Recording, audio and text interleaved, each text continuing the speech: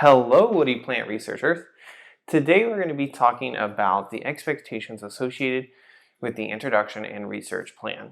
So two things about this assignment first. One, it is like the big beast assignment or the large assignment compared to the 2.6 demonstration of understanding.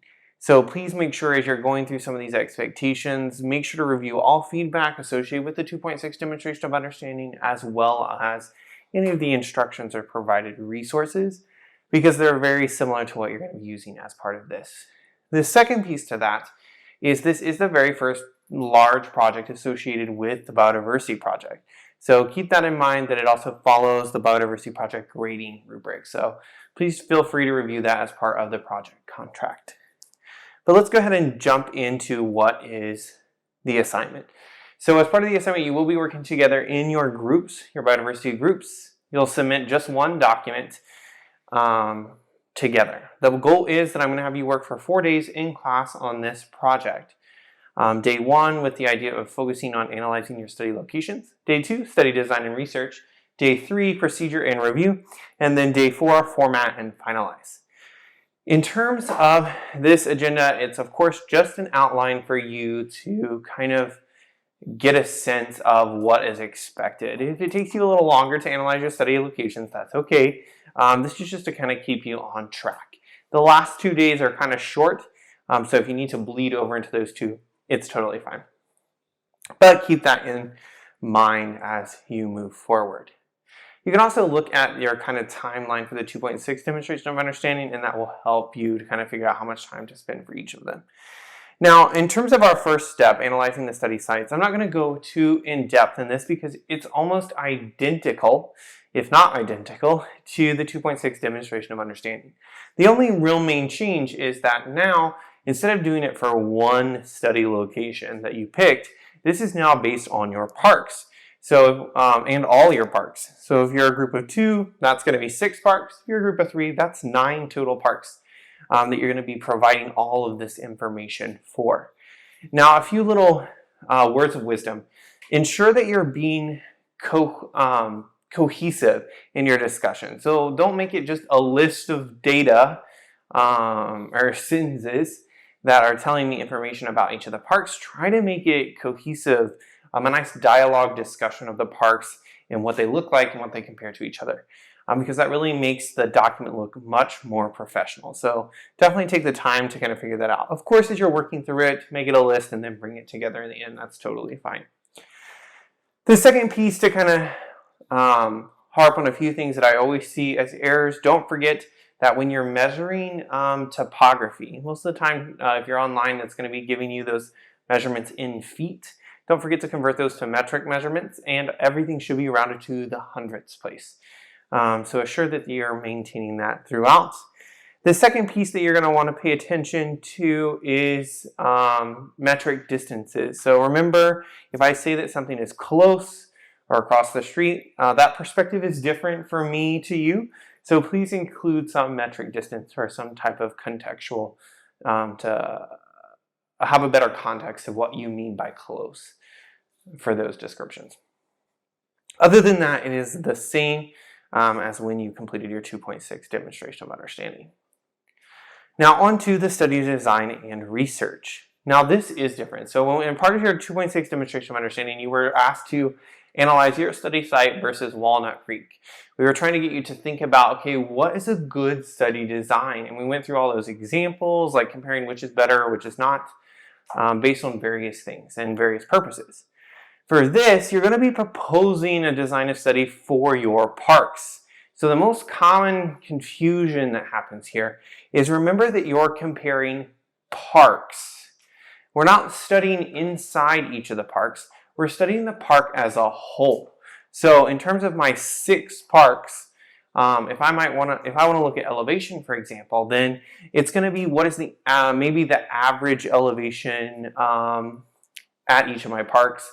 How do those compare? Can I use elevation? You might, if you get fancy, you could do topographic relief. What's the topographic relief at each of my parks? Put them into groups, and then that would be what I study. Now remember, again, we're trying to group them together. So I might have, if, for example, let's say I'm a group of Let's do 2. Let's say I'm a group of 2. I've got 6 parks. So ideally, I want to try to get 2 with a really high topographic relief, 2 at a moderate, 2 at a low. Of course, that might not happen, as we explained in the workshop video, but that would be our ideal that we're trying to look for. So make sure to analyze your parks first, so then you have some information about, okay, what's going to work better in designing a good study. That makes sense. Now, in part of that, you're going to write a purpose, which is kind of just a statement. You can use the examples that were provided in the previous video. The trick that I want to focus on is the hypothesis. So remember, when you're making your hypothesis, this is an educated guess, not just a guess. And a lot of times what we'll see, especially in woody plants, is they'll say, I hypothesize that the woody plants will grow further away from water because plants use water to produce food. Okay, yes, valid point. But remember that some plants need that water more than others. What about competition for that water? Maybe there's less plants at the top versus the bottom.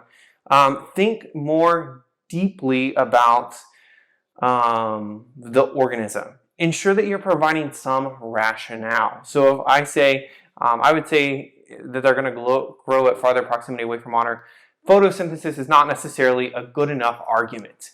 Try to use any of the information that you pull from your background information here in your hypothesis. It doesn't need to be like a full citation. It just needs to reference some of that information, because you want to provide an educated guess that shows that you understand the body of research, and this is what you're hypothesizing based on what you saw, but you're not sure what it's going to be.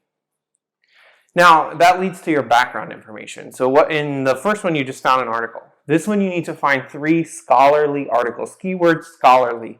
A common mistake I'm seeing is I need a peer-reviewed article. That doesn't mean that it's an article about, I don't know, ash juniper and its ability to grow here, published by blogspot.com or on not even iNaturalist.com, because it needs to ensure that it is a scientific study, not a website that's telling me information. Now, some websites will do summarize scientific studies. That's fine.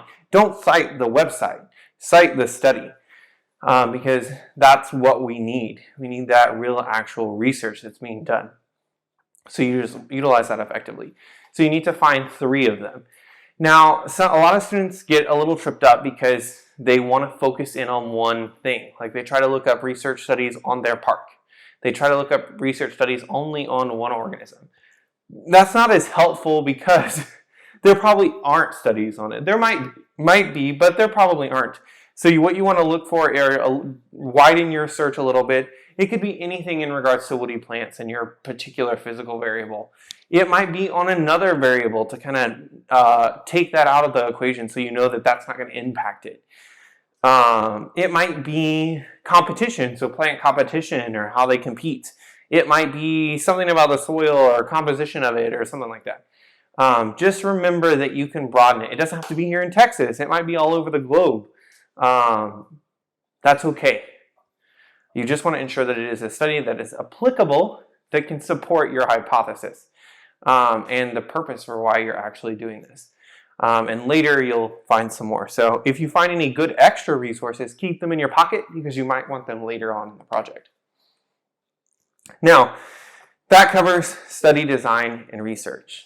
Your last piece is a new piece that wasn't part of the demonstration of understanding, which is your procedure and materials and such. So this is pretty much verbatim what is provided on the handout. So if you'll go to the resources module and open up the handout for your organism, you're going to see a step-by-step series of your procedure.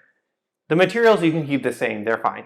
Just make sure, of course, always reference anything that is being used that's not your personal property. The procedure, make sure that it's written in terms of a research procedure. For example, it shouldn't be written as student instructions. So if you look at the handout, right, it says create a Google Sheet to record these data, or these values, these data values. Okay, that is a student instruction. You're not going to pick up a research article that says the researchers created a Google Sheet to analyze and calculate R squared values. No, that's not going to happen, because that's not relevant. They don't care that that's how you did it. They want to know what you actually collected. What did you actually record? So be sure that you write that procedure in terms of a researcher, not in terms of a teacher, because they're written in terms of a teacher. So change that perspective. But otherwise, they can be relatively the same. References. Our goal or expectation is that they need to be cited using a different expectation. So as part of your career at this point, you've probably only dealt with MLA, maybe APA formatting. In science, it's not that concise.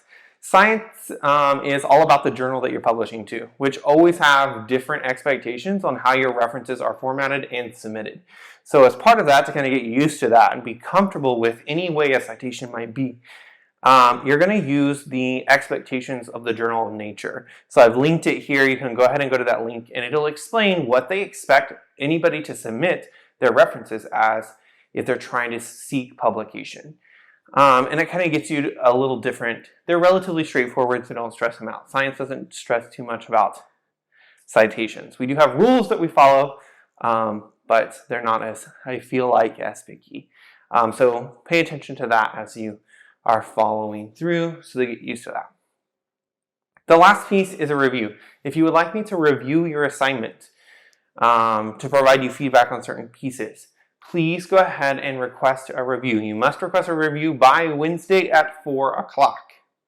That means that you need to publish or post your group's name to the Padlets and post a link, a shareable link, editable link to the assignment comments. And that's all explained in the assignment instructions, but be sure that you review that if you'd like to request that. So then I can get to them as quickly as I can. Of course, the more people that request reviews, it'll take me a little longer. So be patient. I'm very thorough in my reviews, so it does take time. So I'm not going to skim it. I definitely try my best to read through them very meticulously. So if there's something of a section where you're like, Mr. Gamp, don't even look at that section, we're not done, go ahead, please put that there, because it saves me time at looking through your assignments. And then final thing, you'll get your review back if you requested a review. You're going to format and finalize it. So it's the same formatting guidelines as associated with the demonstration of understanding. You do just have an extra section, materials and procedure, that you didn't have before, and we're going to nix that appendix because we don't need it for this assignment. But otherwise it's the same, so feel free to check out the example. Double check that it's pristine, it follows all the rules and guidelines, and go ahead and submit that finalized product. If you have any questions, of course, feel free to reach out.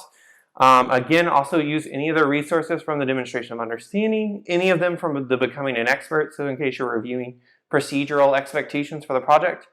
Otherwise, thanks for tuning in.